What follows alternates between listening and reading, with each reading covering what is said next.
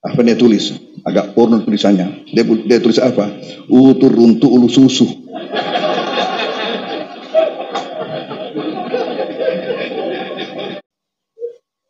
Bagaimana yang bunyi E? Nah, bunyi E. Bere-bere, lemek-lemek, renrek, bete-bete. Ini kenang-kenangan yang indah waktu sama-sama lihat figur di mana kami bersama-sama waktu di Mangkoso. Beliau paling lama menimba ilmu di Mangkoso. Paling lama. Di UMI hanya 3 tahun untuk mencapai BA. Di Azhar hanya 4 tahun untuk mencapai LC. Tapi di Mangkoso 8 tahun. Kebetulan kami sekelas dalam pendidikan umum, tapi beda kelas dalam pendidikan agama. Karena pada masa itu di Mangkoso lain kelasnya agama, lain kelasnya umum. Setengah hari belajar agama, setengah hari belajar umum, saling gantian setiap bulan. Saya sekelas dengan beliau itu di pelajaran umum dan sama-sama ikut ujian PGA di Parepare. Tinggal di rumahnya Guru Tambok Dale, yang waktu itu beliau lagi di hutan, dan yang menempati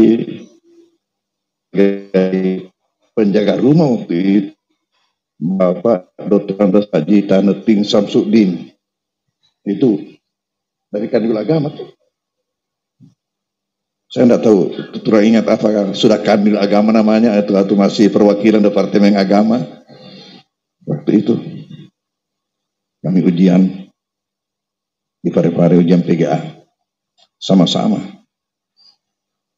Beliau ketika di Mangkoso, saya kira disitulah waktu pit-pit dia betul beliau itu, masa remajanya betul-betul itu di Mangkoso, segar-segarnya beliau itu di Mangkoso. Dan disitulah terjadi peristiwa pembakaran Kampung Ajakan oleh gerombolan TKR, anak buahnya Usman Baloh waktu itu. Karena ada dua macam gerombolan di hutan waktu itu, TKR dengan DITI. Kalau DITI oleh Kak Muzakar dan Bermakali, tapi untuk TKR Usman Baloh, ya, itu yang membakar Ajakan, dan tentara tidak berani masuk ke sana. Itu kira-kira jauhnya dari Mangkoso 2 kilo sedikit lebih, seberang sungai. Dan ganasnya gerombolan waktu itu, penduduk dibakar bersama dengan rumahnya. Nasyuran tahu itu bolana kasih, baru dibakar rumahnya. La ilaha illallah, ganasnya. Bayangkan itu. Yang punya rumah diikatkan di tiang rumahnya, baru dibakar rumahnya. Kira-kira bagaimana model mayatnya itu setelah rumah itu hangus. Datanglah ini Andre Gurta ini, waktu itu sebagai pandu BDI Mangkoso, namanya Fitianu Dakwah Irsyad. Ya, bersama-sama dengan rombongannya pergi ke sana untuk memakamkan itu korban-korban gerombolan waktu itu. Seingat saya itu tahun 52 kejadiannya itu. La ilaha illallah. Dan ya, beliau memimpin kepanduan waktu itu di Mangkoso, namanya pasukan merah yang sudah tua-tua, kemudian pasukan kuning yang tengah, dan pasukan putih yang remaja. Saya waktu itu masih pasukan putih, masih celana pendek. Beliau itu pasukan kuning.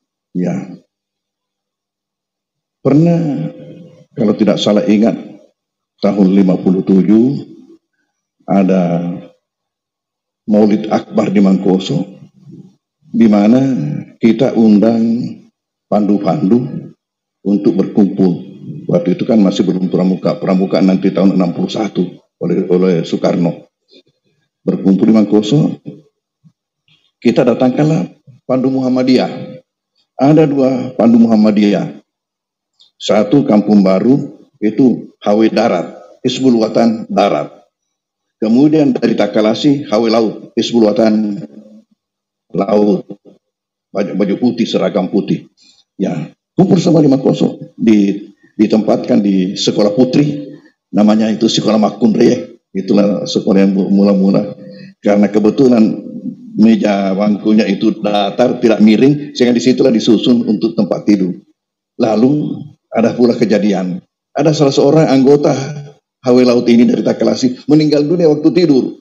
Makin rumah terui. Waktu yang PGA dengan beliau itu, kami ada ujian bahasa daerah. Ujian bahasa daerah. Beliau ini terus terang, nanti tahu bahasa Bugis setelah di Mangkoso belajar. Kan di kampungnya itu bahasa Makassar, 100% bahasa Makassar. Banyak santri dari luar itu nanti di Mangkoso baru tahu bahasa Bugis, seperti dari Kendari, ya orang Tolak, itu Mangkoso baru tahu bahasa Bugis. Kenapa? Karena ada salah seorang guru di Mangkoso itu tidak ada bahasa Indonesianya. Nah, itu memaksa santri belajar bahasa Bugis.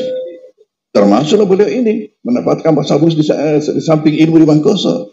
Ujian kita di Parepare ada ujian bahasa daerah bahasa Bugis. Ya, bagaimana ya buat suatu kalimat terdiri minimal 4 kata yang sama bunyi U, bunyi E, itu dalam bahasa Bugis. Ya, mengarang kita mengarang. Lalu kata beliau, akan nanti oke. Ya, saya perlihatkan kepada beliau itu. Apa yang saya tulis yang bunyi U. Tupuku bulu, runtuku kulu-kulu, lulut tulu.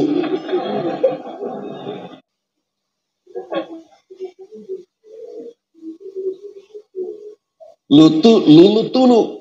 Menggulung tali.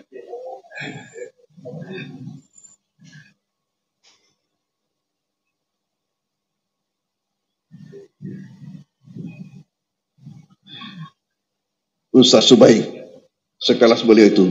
Ustaz Subaik mengajar di Galis Baru, dari Galis Baru, sekelas beliau itu. Apa dia tulis? Agak porno tulisannya. Dia tulis apa? Utur runtu ulu susu.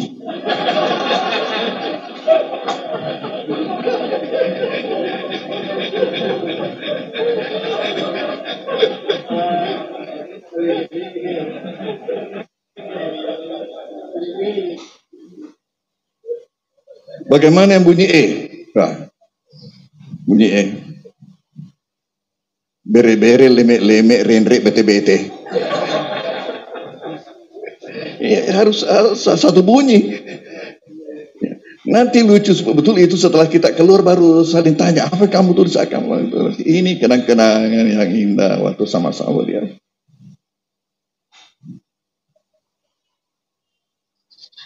Lalu waktu beliau ke Mesir, selalu mengirim surat kepada saya dan sering dengan foto. Lalu ada satu fotonya, foto rombongan di pinggir Nil.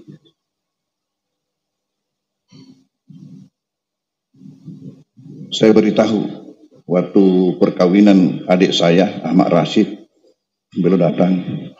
Persis waktu itu, waktu Gus Dur jadi presiden. Saya katakan, ada di antara foto yang dulu dikirimkan pada saya, ada di antara rombongan itu saya lihat mirip-mirip Gus Dur. Apakah betul dia itu atau bukan? Beliau katakan, tolong ambilkan kalau masih ada. Saya pun masuk kamar ambil. Dia sebut satu persatu itu rombongannya. Ya. Dan terakhir ditunjuk itu. Pakai kacamata hitam. Ini betul Gus Dur. Betul Gus Dur. Beliau itu kan serombongan. Masih kapal laut. Serombongan ke Mesir. Tahun 63. Tahun 63. Kita di Mangkoso syukuran menjemput Andi Guruta Haji Abdul Qadir Khalid. Pulang dari Kairo. Ya. Lalu beliau ini mau diberangkatkan. Jadi beliau berangkat ke Kairo tahun 63, kembali tahun 67 karena pecah perang.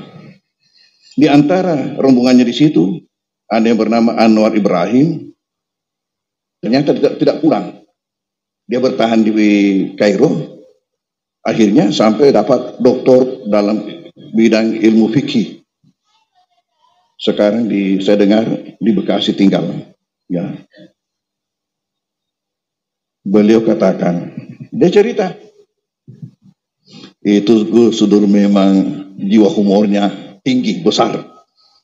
Waktu kita mula-mula tiba di Suez, Suez ini adalah pintu selatan terusan Suez, pintu utara Port Said.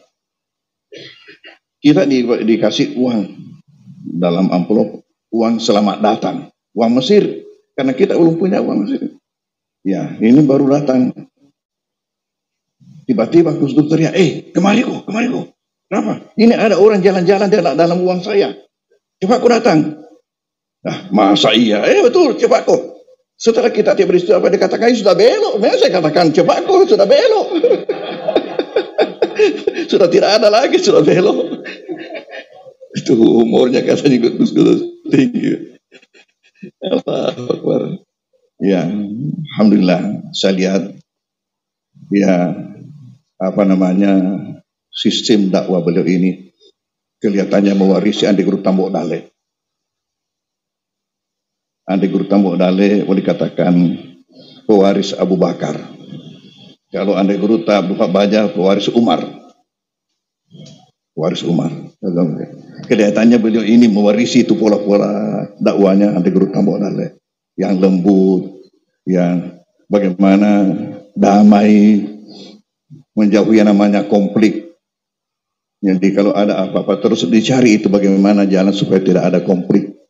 Ya, dan kita rasakan waktu pecahnya DDI jadi dua kubu terjadi seperti itu. Hadirin